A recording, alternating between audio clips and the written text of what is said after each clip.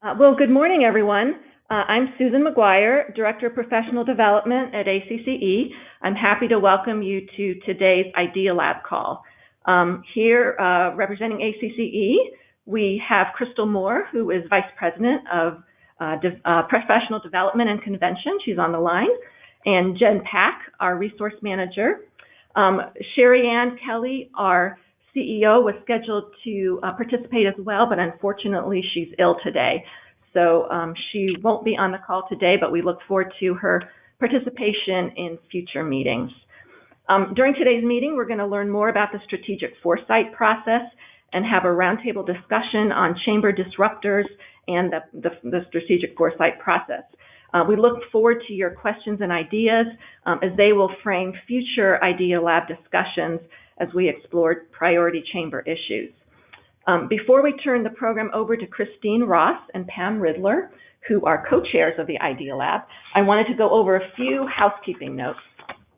First, attendees are currently in listen-only mode to avoid some of the audio issues we experienced during our last call. We're continuing to experiment, by the way, with presentation methods and really hope to hone in on the best way to hold these virtual meetings. If you have a question you'd like to ask or you have an idea to share, and we hope you do, you can do so by clicking on the hand raise option. So Jen, if you could advance to the next slide. So on the right-hand side of your screen, you have the GoToWebinar panel. And on the left-hand side of the screen, there's a column headed up by an orange arrow or a white arrow in an orange box. And there should be a little hand that will say, looks like the first raise hand thing. If you want to ask a question, click on that, and that tells me and Jen that you want to be unmuted so you can ask your question. So when we get to the end of Tim's presentation, you can raise your hand anytime during, but when we get to the end of his presentation, I'll check, I'll unmute anyone who wants to ask a question. You can ask your question, have your discussion, and then we'll remute and go on to the next person. You can also ask questions by typing them into the question box, just like we did last time. That's on the right-hand side of your screen, and we will be able to see that here at ACCE, and Tim can see it, and he can read off the question, and you can go that way. So those are two ways to ask questions and share during the webinar. Also, this webinar is being recorded, so ideas and information that are presented, you don't need to take extensive notes because we will have it. We'll take notes here. We'll keep track of your questions and ideas, and we will have the recording. And assuming it's good enough, knock on wood, and we have, with technological issues and everything, we will circulate that recording to all of you after the call. The agenda for the call is uploaded to the webinar panel on the bottom right-hand side of the panel. If you click on handouts, you can click on that and download the agenda if you don't have it. And we'll have a few other notes at the end of the call on some other ways we're going to continue to share information and ideas and offer peer support. But Jen will handle that at the end. And I think it's probably good to get to the meat of the call now. So Jen, did I miss anything urgent that we need to tell the folks about before we get started? No, I think we're good. Okay. All right. Then I will pass the presentation over to Christine Ross and Pam Ridler, co-chairs of the Idea Lab. Take it away, Christine. Great. Good morning, everyone. Thanks so much for making time to be on the call. I know that you're all excited, as we are, to see how this new project is going to develop. I think you're going to be really excited to hear Tim's presentation today. It's a very interesting topic, and I think it'll become a very useful tool for each of you in your own strategic work with your boards and your committees. So with that, I'm going to turn it over to Pam, my co-chair. Sounds great. Thank you so much, Christine. So I am also very excited about this whole new process that we're going through with the Idea Lab. I think it is just on point for us to be able to communicate to one another and really figure out strategic ideas to help us implement.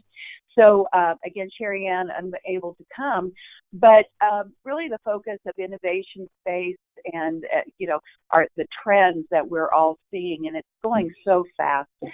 We want to make sure that we're all working together and being able to put out these ideas, and then just really test ourselves. I think more and more to test different types of presentations and practices, best practices, and resources that are available. And just remembering for all of us that our ACCE team is, they're the ones that are just helping us really investigate and develop these programs even further. So part of the strategy for ACC is to stay ahead of the curve, and we're really wanting to focus on how our chambers and our membership is being impacted by what's going on in our communities and how we can assist. So I'm going to turn this over now. Actually, I believe, is there any more conversation regarding the Idea Lab? If you don't have any questions right, or any thoughts, you can raise your hand. Let's turn it over to Tim, and then again, any questions about the purpose or about Tim's presentation we can take at the end of the presentation. Thank you. Okay. So Tim, well, let's go for you. Thank you. Well, good morning, everybody. I want to really give a high-level presentation and then have any discussion or answer questions about strategic foresight. So after the first call, I reached out and to Sheree Ann and team and just suggested that there may be a process out there that lends itself to a group like this. I mean, I kind of view this as more of the disruptors group. This is the people that try to think about things differently.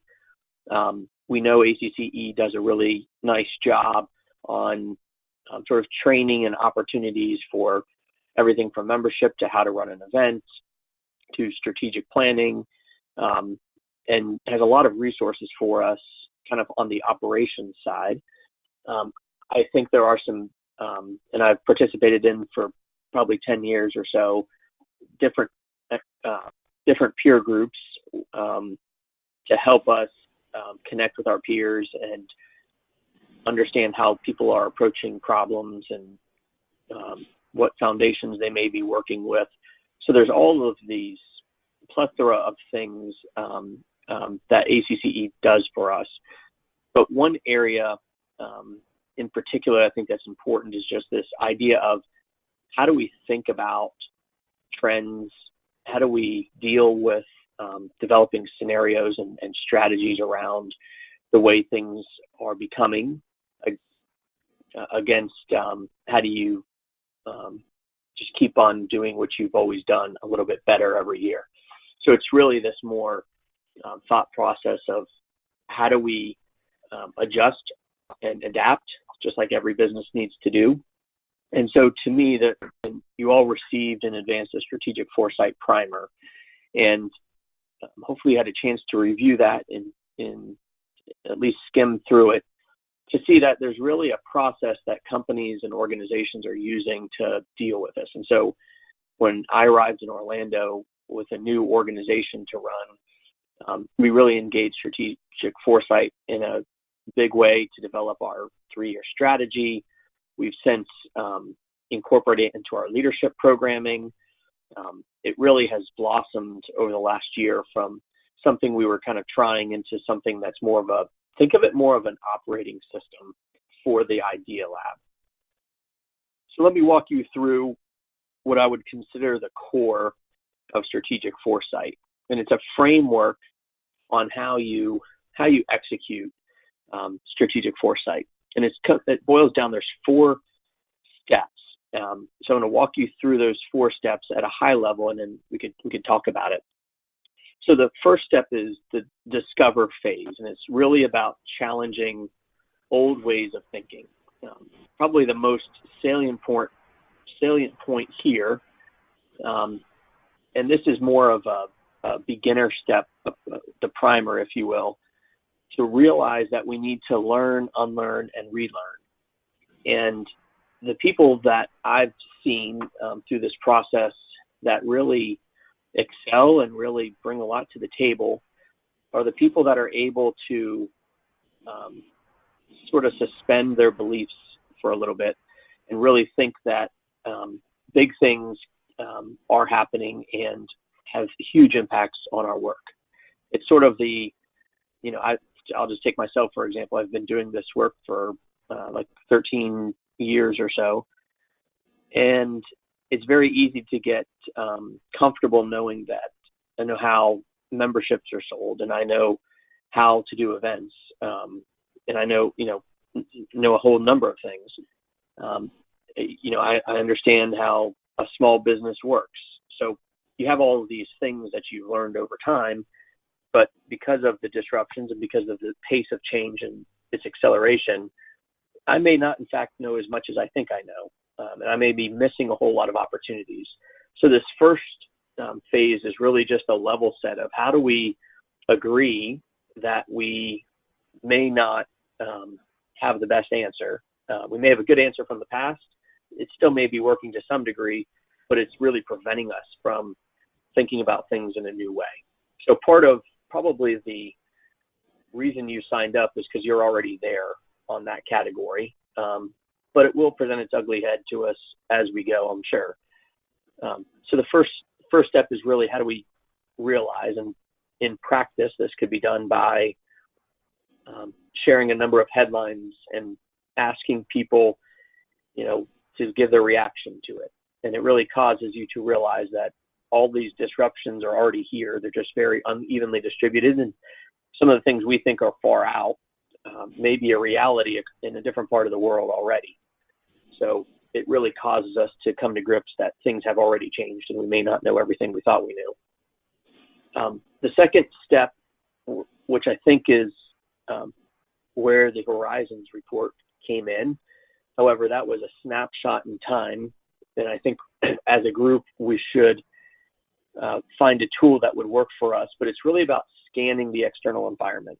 And a core tenet of strategic foresight is if you could imagine concentric circles where you had the macro environment, then you had your industry environment, and then on the core, you had your organization. Strategic foresight is very much an outside-in exercise. And I would imagine that would be a good idea for this group, is that we decide to spend probably more time talking about things that are happening in the world and trends, and we will probably default, like most people, to all the technological trends, but there's economic drivers, there's social trends, there's environmental issues, there's political trends. So you got to make sure that you use the full STEEP model. That's the acronym for those different categories, and not just get so enamored with the technology. But making sure we're constantly scanning the environment, and that should be a regular occurrence, I think, for our industry, to make sure that there's some kind of collection point to understand what's going on out there. And I think Horizons was a nice example of that, of really looking outward, but we know things are changing fast, and maybe we do an iterative type of update to Horizons. So that's the next category, and call it explore.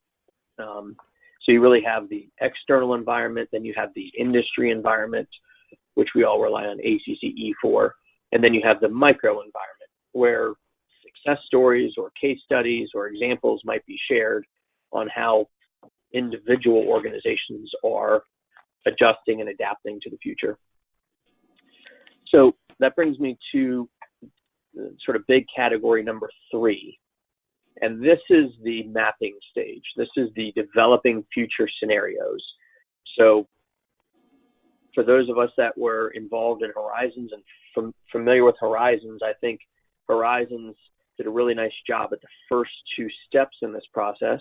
And now I think, our peers are looking for, what's next. And so steps 3 and 4 really speak to how do you take the Horizons report and turn it into some more tangible and actionable ideas.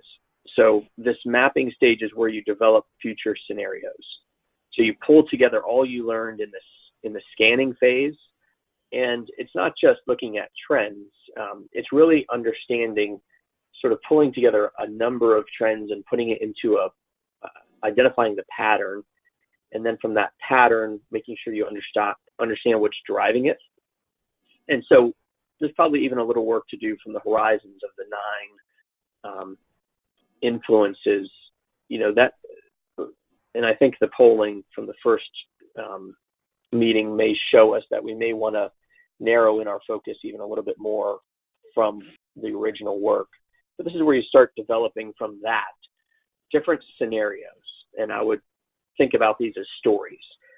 So you may, if we were given a presentation to a big group, you may say, okay, here's scenario based on these trends. We did the analysis, and here's 3 scenarios. So here's story A, and give a story of a chamber with 1,500 members and how they adapted new technology, how they understood the different political environment that we're in today, understood the different economics of the job market, and then here's what they did about it. And that's a scenario that could unfold. So you're making up a story about the future, about this chamber. And then you have 2 others to provide maybe different views about what the future may be like. So now you're kind of putting out 3 real examples of what could happen. And then you get to the last stage, which is probably where a lot of the output of this group would make sense. So maybe phases 1, 2, and 3 could be more idea lab, sort of internal deliberations. I think we should bring some transparency to that process so people can see the trends we're looking at, the potential scenarios that are out there. So I think there's some value in sharing and having transparency in the process. And then that may invite some others to want to join in. But I think sort of what I consider more output is once you have the patterns of the trends, what's driving those trends, you have some scenarios about the future, you can really begin to sort of design and identify potential action plans. And I think this is certainly, hopefully jives with you based on the Horizons report, where we made it through the first 2 steps. And I think over the last couple of years, ACCE has probably been asked a whole host of times, and they've tried to answer a whole host of times, what comes next? So basically what people are asking is, so what do these patterns lead us to from a scenario standpoint? And then based on that, what do they suggest our strategy should be? What do they suggest we do about it? How should we change? What are the most likely things we need to do? And this can be very complicated, or it could be really pretty simple. There's a couple ways of doing this. And then you got to kind of stop at some point and allow chambers to sort of backcast into their own organization as far as how they would handle this for themselves. But we could certainly, and I think what maybe Crystal will get into is, given ACCE's platform, whether it's the magazine or the website or regular emails or convention or different opportunities they have to share information, part of that sharing could come out of this idea lab and really talk about different case studies of chambers that have gone through a process like this and where they have arrived and what they have done, which would be probably thought-provoking for all of us to think about. Should we be doing something along those lines if we have similar conditions in our marketplace? And we all know we have a lot more in common than we do different. So that's really an overview of the entire strategic foresight process. We could get into all the different tools that are available for each one of these steps. There's a lot I didn't cover, but for the sake of time, that's probably 10-minute overview of what is strategic foresight, what can it do, what are the major steps, and then how may it apply to the Idea Lab concept. So that concludes the presentation element. Maybe you can get some help seeing what questions are out there. Sure. If anyone has questions, you can raise your hand to ask them. You do need to enter the audio pin. that was sent to you when you joined the webinar. And I tried to resend the pin to those of you who I think had not entered it yet. But you can raise your hand to ask a question, have a comment, if you've had any experience with this process, what you think of it, or you can type in a question in the question box. So Tim, I don't see any right now. So maybe we can head on to the, do you want to head to the roundtable part of the discussion? This is Pam. Can I ask a question real quick? Absolutely. Tim, what kind of timelines do you see if a chamber was going to try to take this system in and implement? How much time do you feel is necessary for it to, I guess, some implementation for a chamber or an organization? I can give you the example. We did this last year, and it was really about a 4-month process. Now that wasn't an all, it's not like we put aside everything else and did it for 4 months. It was more of mapping out an engagement strategy for our board and for stakeholders, time for the staff and the consultants to really sift through the information and organize it into a way that can be presented back, go through board meetings to have approvals and adoption and discussion. So kind of all in, I would say it's about 4 months. And depending on your situation, I think it's something that could be done maybe a little bit shorter if you're in a smaller, more, where people are a little bit easier to get to, or you could definitely go a little longer if you wanted a robust community engagement on the front end.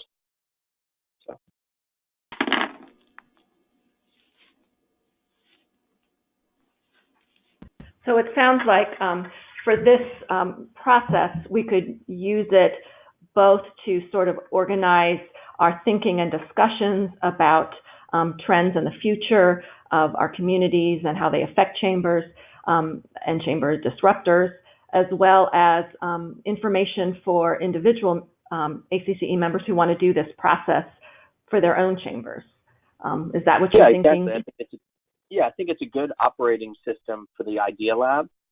And then I would also, wouldn't be surprised that as we go, chambers maybe look to this for their own organization as maybe a way to think about how they're handling disruptions and planning for the future. So I think the primary purpose in bringing this to everyone's attention is that we need a way to organize this Idea Lab. And this seems like a pretty good operating system for some of us to get very familiar with, and then we can help to facilitate going forward. Okay. Well, interested in anyone else's thoughts on this? We can certainly dig down deeper into it in our next calls and meeting and virtually, as we'll explain. We have some other ways that we'll give you to communicate through a Google group. And if you have any questions now, go ahead and raise your hand. I don't see any yet. Let me check the board here. Okay. So I don't see any yet. Again, if you think of any and you want to let us know, just click the right box on your webinar panel. But Jen, why don't we move to the next slide? And Tim, maybe you can start this session here. These are great questions. And I guess people can answer by typing, right, by clicking on the question, or they can raise their hand. So Absolutely. I guess we could take answers either way. But this is in order for the chairs of this group to really start to identify some of the key topics and to better understand what everyone's expectations are as far as what you'll get out of this experience and this time. These 4 questions really should provoke a lot of thinking, and hopefully, my hope is that this group is unlike anything else I've done with ACCE, and really gives us a chance to think more externally and think more provocatively about the future, and hopefully these get us started and I've found that particularly the first one and the last one always do. So why don't we just hear from everybody that's on the call? You obviously decided to participate in Idea Lab because you believe that there's got to be a better way to do something. And we'd like to hear how you would answer that question. How would you fill out that statement? There's got to be a better way to blank.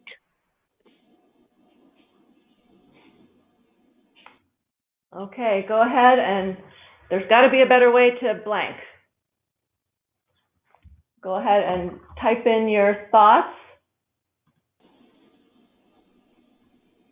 We have a question. Sarah, you need to, Sarah has raised her hand, but you need to enter your PIN so I can unmute you.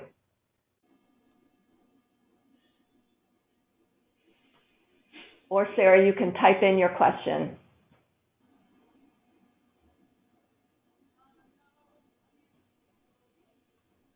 Anyone else have any thoughts they want to say on there's got to be a better way?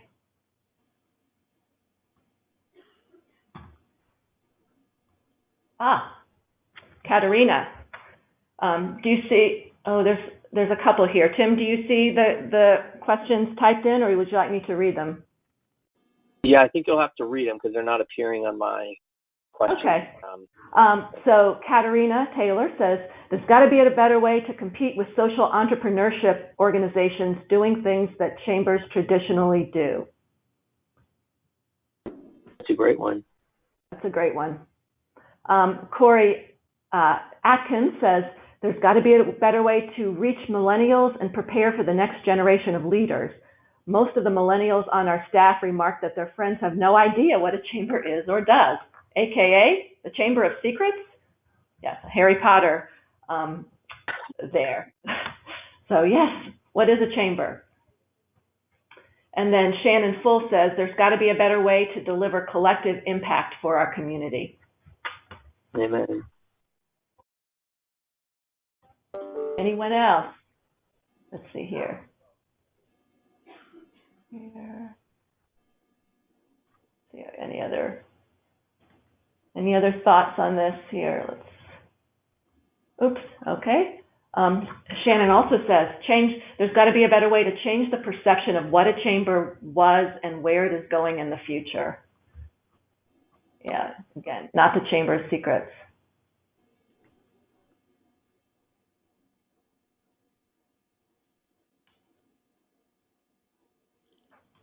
Okay. Those are good. Those are good questions. Good things. Yeah, those are good. I wouldn't be surprised if we had 20 more people on the call, if we probably got a lot of answers that sounded like this. Right. I agree. So why don't we move on to the second one? So this is more personal from what you want to get out of it. Whoops. Go back one slide. Back one slide, Jen. There we go. I hope the time I spend involved with the Idea Lab will help me to, so this is more of a selfish question of what you're hoping to get out of it.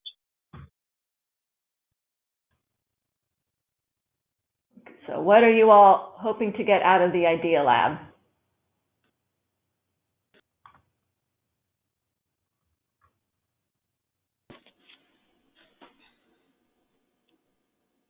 Don't see anything yet. Let's see.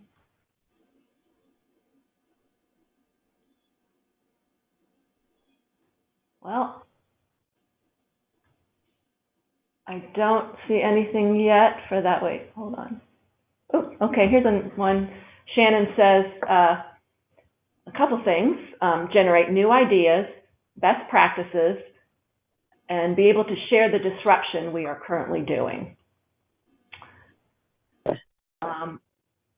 And then, let's see, Katerina says, help me retain members and staff members with innovative benefit ideas and access to things that people want, for staff and members. And then Corey Atkins says, here, outside the box ideas or programs that will keep us relevant. So keeping relevant, keeping up to date, best practices, and sharing the disruption, that the chambers are facilitating in their communities.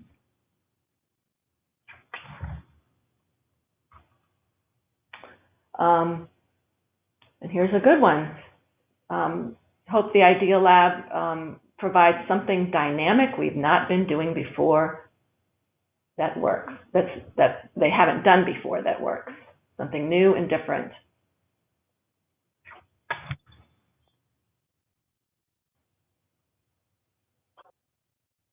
Okay. Let's see here, anything else?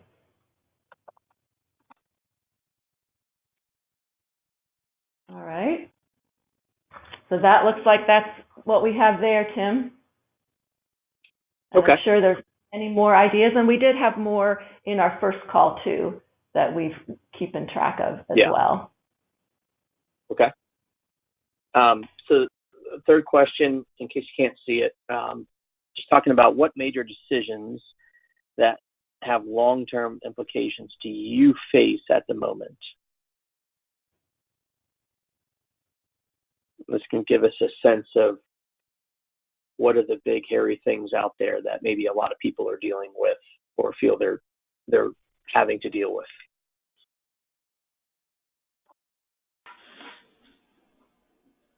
Major decisions.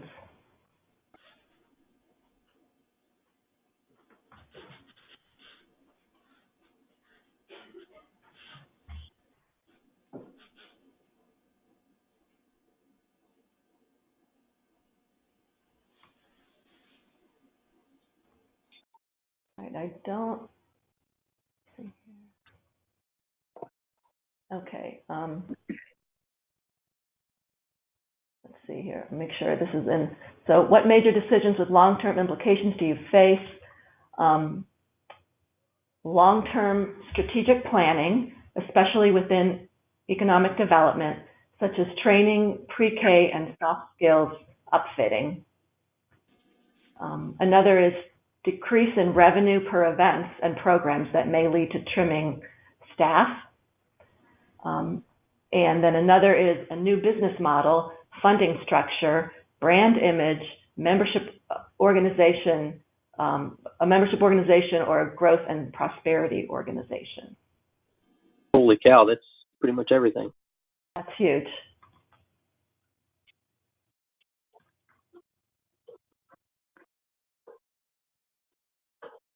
Okay, I think that's what we have for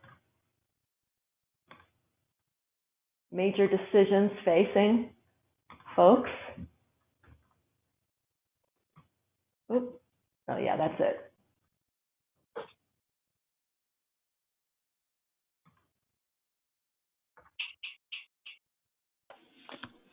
All right, you want to go to the last one then, Tim? Yeah, we'll see. I think I'm most interested in seeing the answers to this one. If all constraints were removed, funding, staffing, and you could direct what is done for your organization, what would you do? So this is the magic wand question. If you had a magic wand, there were no constraints, what would you do?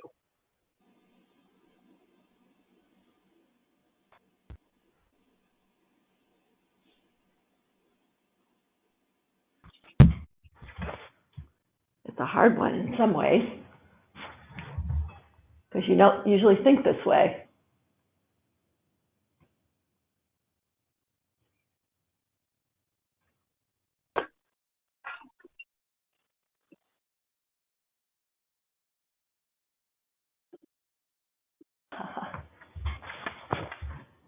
Someone says, isn't that why we are here?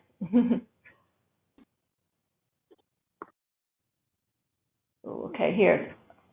A collaborative, so this, all constraints removed.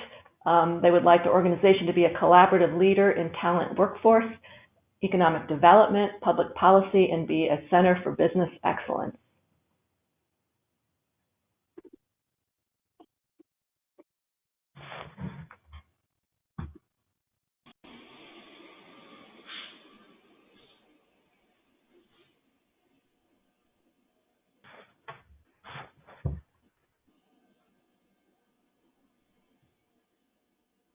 Any other thoughts on this question?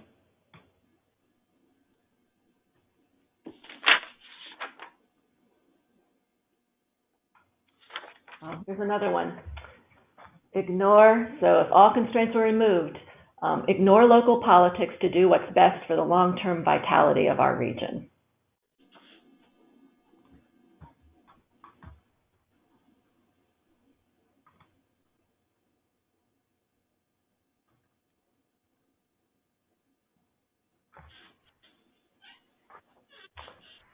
Okay, let's see here. See if any hands.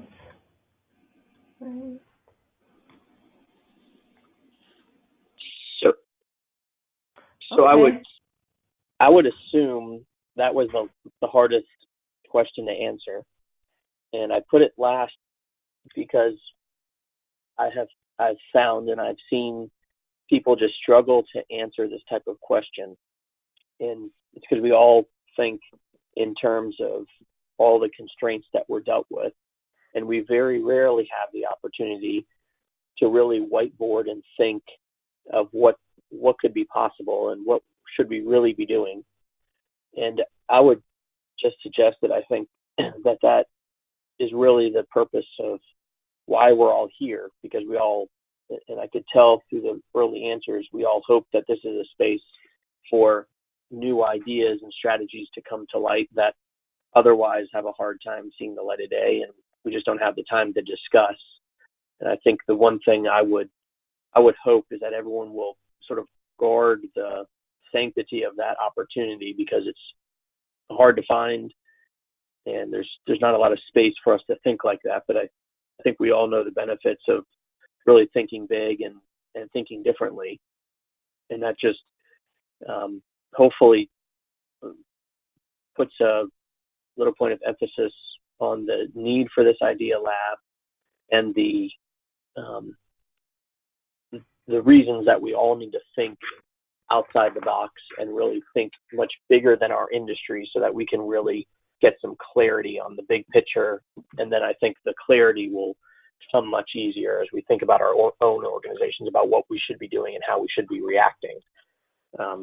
So glad to have the little opportunity here to share some of what I have found to be very helpful, very inspirational, given me a lot of excitement around our work.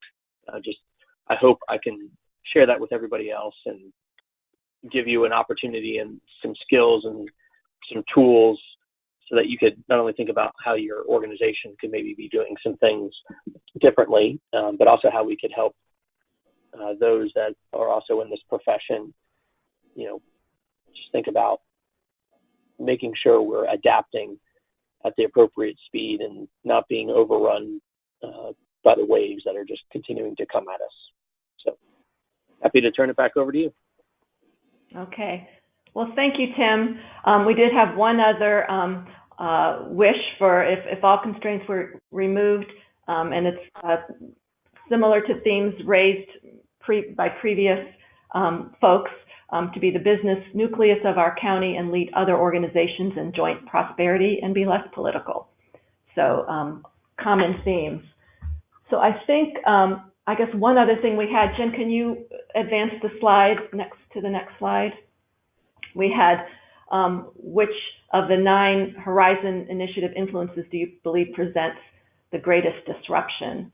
So if you have thoughts on that, go ahead and type them in, or if you prefer to raise your hand, you can do so, and we will keep track of that. And I know we're running a little short on time. We want to get to Crystal's presentation, but if you have any thoughts on which of the Horizon influences you believe presents the greatest disruption, and you please let us know. Let me see here, one thing here. Oh, Pam says political and social fragmentation. That seems to be a theme, a common theme here. Absolutely. Here's another political and social fragmentation, communications and technology. Another political and social fragmentation. Gosh, So, all right. Well, if you have anyone else, resource alignment, absolutely.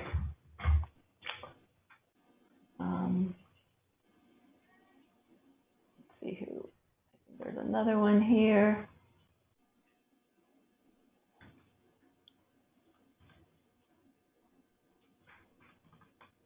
And catalytic leadership. Yes. Okay.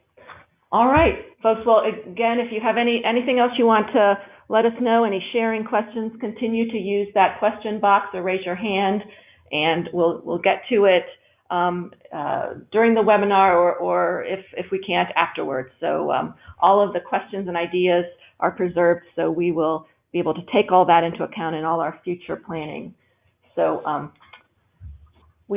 so Jen, why don't you go to the next slide? I think we're going to turn it over to Crystal, and she's going to talk about what ACCE is doing in terms of its content strategy and how it relates to the Idea Lab. Good morning, everyone. Thank you for joining the call. I just want to, I know we're running short on time. I just want to briefly give you a description of what the content strategic plan is.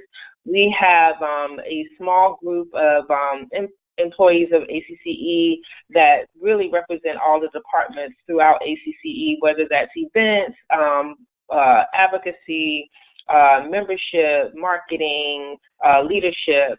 And we are really taking a look at what ACCE has to offer in terms of content.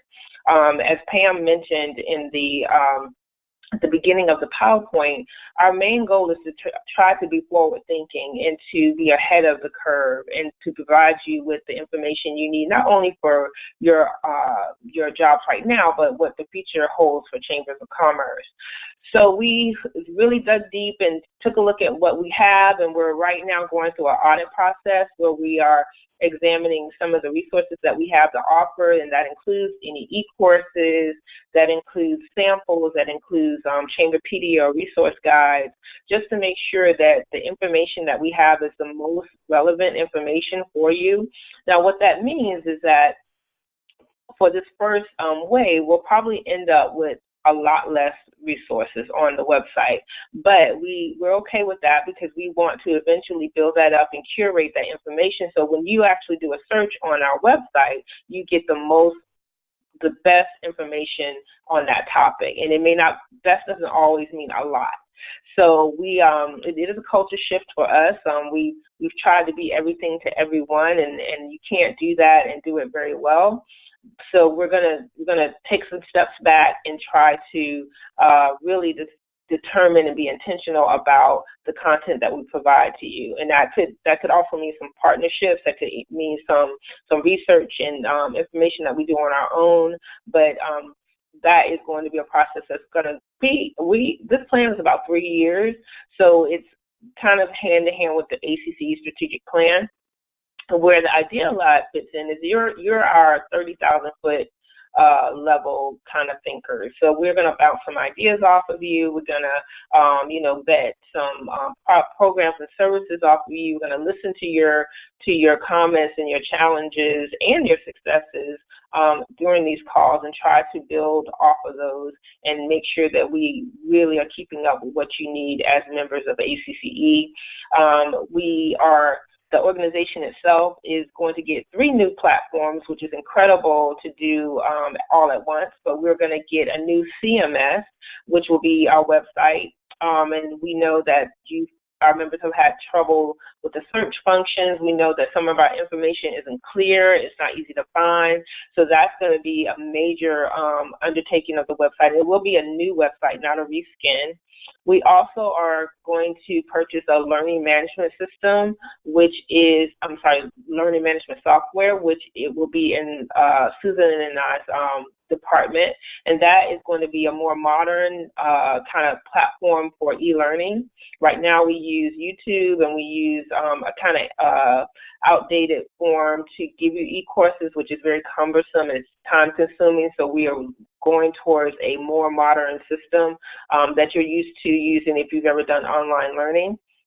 And then the last thing that we're going to do is get a new AMS. So we're actually getting a new database system. So all of these things are working in tandem with each other. The overall ACCE strategic plan, ACCE's content strategy plan. We're also doing a new overall marketing plan. So I envision it like a amoeba, like all of us are moving together as one in hopes that we are providing the best information for you, our members. So I will keep you up to date as we move through that. Again, we're going through the audit stage right now to identify some gaps in learning, and we'll probably reach back to you to see if we missed anything or if we need to expand on anything. That's it for me, Susan.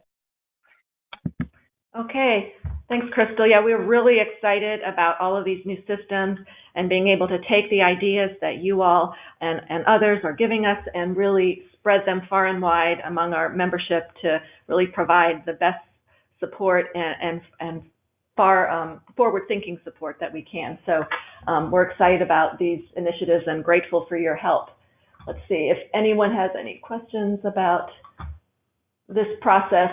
Don't hesitate to contact anyone here at ACCE, in particular Crystal or myself or Jen, about the content strategy, and we'll be happy to chat with you about it. All right, so next up, let's see, what do we have next? Jen, Innovation Lightning Round. So I'm going to pass this back to Christine and Pam. Great, thank you so much. So this is the opportunity for all of you to share any new resource that you may have come across or been shared with you by someone else that you think would be valuable to your colleagues. Pam, do you have anything else to add? No, I think it's I love having this be part of our calls, just mainly because, you know, so many times it's like, okay, is this really a good time or good book or something for us to really focus on, to take time out to do? So I think this is a great time. We're asking you all to put into your into the different books or podcasts, anything resources wise. So I'm going to start it off, if that's okay with you, Christine. I have actually, when I was leaving the ACCE board meeting about a little over a week ago, I was told about a book called Asking. And this is by Gerald Panis. And, you know, so many times it's very difficult, especially for board members and committee members, to be able to, when we're working on projects and things, but we also have to find the resources to be able to implement. And this book is a really short read, and really gives you some different types of tactics to work with different board members in asking for financial resources. So it's a very quick read, just one that I actually appreciated reading on the plane. So if anybody would, it's called Asking, and it's by Gerald Panis. Okay, thanks, Pam. We will keep track of that suggestion and others too. So thanks so much. I do have a couple I'll just read out that have been mentioned.